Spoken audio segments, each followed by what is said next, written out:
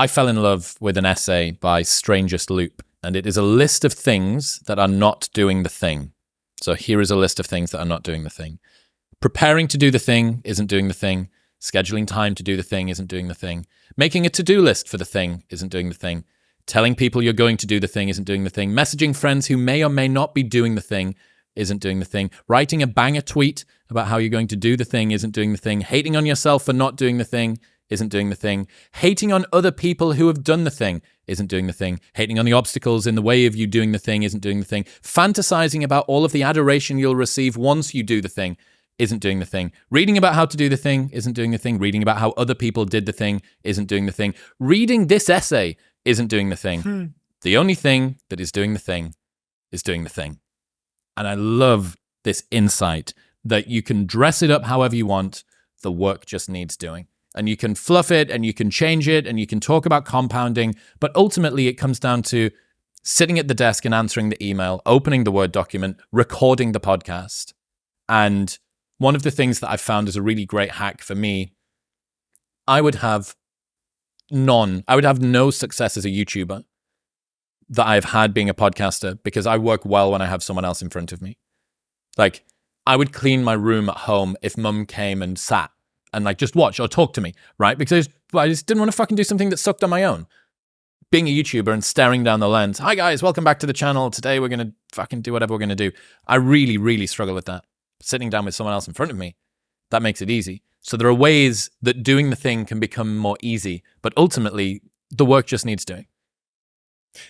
Really highlights the discipline equation, but it also, all of those things in that essay really pointed at procrastination, and there was hints of trying to realign one's cognitive dissonance by announcing to the world that you are something that, you know, is not consistent with your actions. But one of the things that I really got from that was people think we're motivated by pleasure.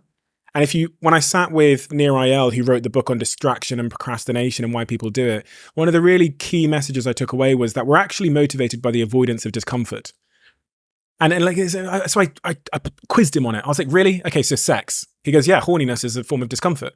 So you're motivated to relieve yourself of the horniness. And if you look at any aspect of your life, when you're procrastinating cleaning the house, or you're procrastinating doing the essay, so you end up cleaning the house, it's because that's the path of less discomfort. We're motivated by the avoidance of discomfort. This is really useful because if you want to understand why you're procrastinating in some area of your life, the most important question is heightening your self-awareness on the thing that's causing the discomfort. Because in most areas where we procrastinate, we have no idea. We're just avoiding it. Do you ever think about the weird shit that you do when you're procrastinating from the thing you're supposed to do? Yeah. Like, I have an essay or an email to write that I don't want to write, or I need to reply to someone and it's an awkward conversation or something like that. And guess what? Now my cupboard sources are perfectly aligned. Yeah. Like, you will find the most inventive ways to not do the thing. I noticed this about myself. I flew to Bali to write my latest book. And as I was in the jungle, I noticed this pattern where every time I picked up my phone, like just needlessly, was because I was at a hard point in the book. Yeah. So every single time I'd get to a point and I was trying to summarize it or find some research to back it up. Within 30 seconds, as if I'm possessed by this puppet master above me. Yeah. Pick up the phone, start swiping, and I'm on Instagram. And I go, fuck, of course, I'm avoiding the discomfort. And it's so important to get clear on that because you need to understand the forces that are pulling and pushing you. And then you can say to yourself, okay, why am I avoiding this chapter? What is it? Well, I don't feel researched enough on this subject matter. Okay, well, I'm going to step away from the computer and I'm going to read that book or watch that YouTube video, as opposed to just banging my head against this Word document. You can, if you become aware of the discomfort, you can counteract it. But if you're not aware of it, it's an object you just can't hit. So that changed my life, that question. What is the psychological discomfort I'm avoiding right now? You must make pressure your privilege. So pressure is a privilege is on a lot of t-shirts by Chris Bumstead, who is the current Mr. Olympia classic physique champion. He was on the podcast a little while ago. He made t-shirts with pressure is your privilege on it.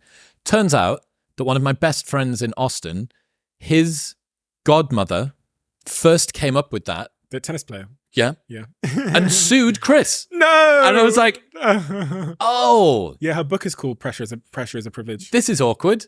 Yeah. That the guy and it was the first question I asked him.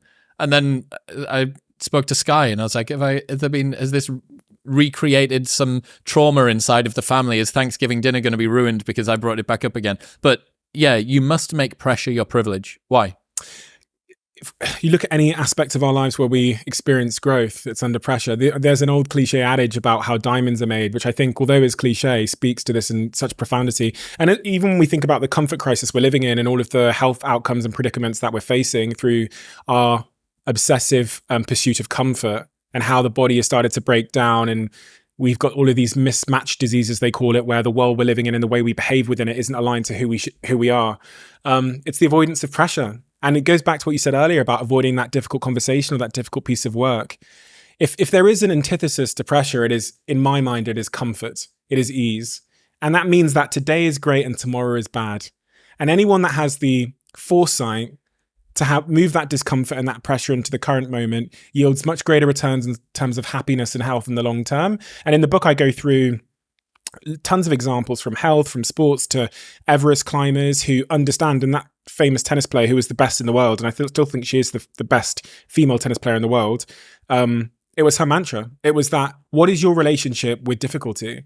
And everybody, including people in my family who have a adverse reaction to difficulty, just defer it into the future in a bigger way. It compounds against them to make their future harder than their present. So everyone's relationship with difficulty, whether it's difficult conversations or difficult workouts or difficult physical, psychological exertion, those individuals, I think, are setting themselves up for a brighter future. Well, how do you deal with the discomfort that comes along with pressure, though? Right? You have, okay, the fact that I have pressure means that I care about something. It means that it's fulfilling to me. There are people that go through their entire life and don't ever have anything that approximates like importance, right? Yeah. And I have it.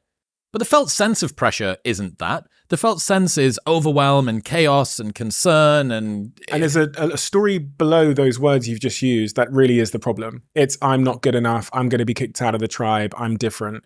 All of those things, right? That's the base layer. The interpretation, you're right. There's a story we tell ourselves about our pressure, which determines how we experience the pressure. If you look at that famous TED talk on stress and pressure, what they found out is that stress and pressure don't actually kill people unless you believe it will. You have a negative interpretation of your pressure and your stress. Then it shows up in your physiological response. You get more diseases. But in that famous TED talk, which I think has like 30 million views, she found out that pressure in itself isn't the problem. It's the story we tell ourselves about our pressure that causes us to be unhealthy. And we all have different stories about our pressure. And if your story is that it is X, Y, and Z, it's going to get me kicked out of the tribe, it's going to expose myself for not being good enough. If your story about difficult situations is I'm an imposter versus this is a growth moment, not only are you going to show up worse, you're going to perform worse, and the physiological impact and psychological impact is going to be detrimental. And that's what this whole argument about imposter syndrome is so confusing to me, because if I asked anybody, would you like a life where you were never outside of where you never did anything that challenged you or pushed you? Would you choose that? No. So why are you complaining about your life being full of that? I think anyone who has a healthy relationship with pressure goes in search of continual imposter syndrome. Like, you know what I mean? Like, and they would be dismayed at a life without it, without that pressure and feeling out of your depth. Well, the presumption would be that you're never doing anything you haven't done before, right? There are people that have imposter syndrome, which I call imposter adaptation, which is your imposter syndrome persists despite the fact that you've disproven it at this very thing. It would be like every single time that you did a podcast, you being adamant it was going to be terrible and you were going to fluff your words and shit yourself and say something racist, right? It would be like, everything's going to go wrong, despite the fact that you've got 300, 400 fucking bits of proof that that's not the case. Mm-hmm. But imposter syndrome should show up in someone who's healthily moving forward into new areas that they haven't been in before. Like, imposter syndrome largely is a very realistic assessment of, wow, I have no proof that I can do the thing that I'm trying to do.